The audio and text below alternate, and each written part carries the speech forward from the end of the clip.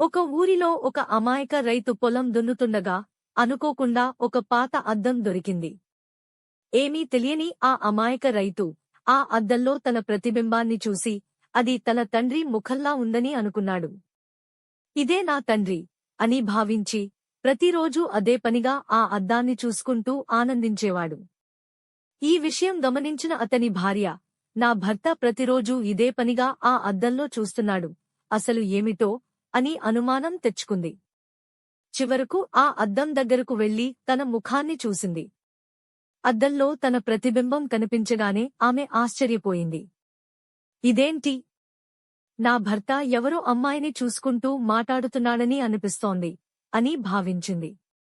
ఆమె వెంటనే తన అత్తగారి దగ్గరకు వెళ్లి, అత్తగారు, నా భర్త ప్రతిరోజూ ఒక అమ్మాయిని చూస్తూ ముచ్చటపడుతున్నాడు అని చెప్పింది.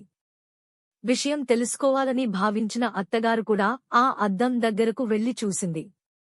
ఆమెకు కూడా తన ప్రతిబింబమే కనిపించింది. వెంటనే ఆశ్చర్యంతో, ఇదేంటి? నా కొడుకు ఈ ముసలిదాన్నే రోజూ చూస్తున్నాడా అని అనుకుంది. ఈ సంఘటన ద్వారా ఈ కుటుంబం మొత్తం మనం వాడే అద్దం గురించి అసలు తెలియని అమాయకులని మనకు అర్థమైంది.